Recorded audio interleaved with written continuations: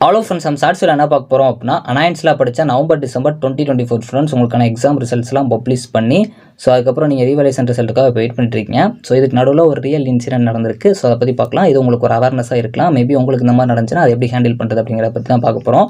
So November December 2024 ஒரு ப்ரோக்கு result publish ஆனப்போ அதில் ஒரு சப்ஜெக்ட்டில் அரியர் அப்படிங்கிறது வந்திருக்கு. ஸோ ஆக்சுவலாக அந்த ப்ரோ பொறுத்த வரைக்கும் நல்லா படிக்கிற ஸ்டூடெண்ட் தான். இதுக்கு முன்னாடி வந்து அரியர் வச்சே கிடையாது. ஸோ அதனால் அவங்களும் வந்து ஃபோட்டோ காப்பி ரீவேல்யூஷனுக்காக பேமெண்ட் பண்ணி ஃபோட்டோ காப்பி செக் பண்ணுறப்போ 76 அப்படின்னு சொல்லி மார்க் இருக்குது. 76னா கண்டிப்பாக பாஸ் ஆகிருக்கணும், அரியர் விழுந்திருக்கு அப்படிங்கிறனால. ஸோ அவங்க காலேஜில் எக்ஸாம்ஸ் எல்லாம் பேசியிருக்காங்க. அதுக்கப்புறம் பார்த்தீங்க அப்படின்னா அவங்களும் செக் பண்ணிவிட்டு 2 or 3 ஹவர்ஸில் பார்த்தீங்க அப்படின்னா ரிசல்ட் வந்து சேஞ்ச் ஆயிடுச்சு. ஸோ இதை நான் எதுக்கு சொல்கிறேன் அப்படின்னா, ஏதாச்சும் டெக்னிக்கல் இஷ்யூவாக இருக்கலாம். மேபி வந்து ஏதாவது டேட்டா பேஸில் கொஞ்சம் ப்ராப்ளம் இருக்கனால வரலாம். இது எல்லாருக்குமே கண்டிப்பாக வராது.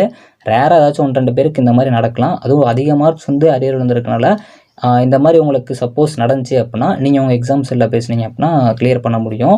ஸோ மேக்ஸிமம் வந்து ஒரு 1 or 2 மார்க்ஸ் இல்லை உங்களுக்கு மார்க்ஸே கம்மியாக வந்துருந்துச்சுன்னா நீங்கள் ரீவேல்யூஷன் போட்டு தான் மார்க்ஸ் வாங்க முடியும்.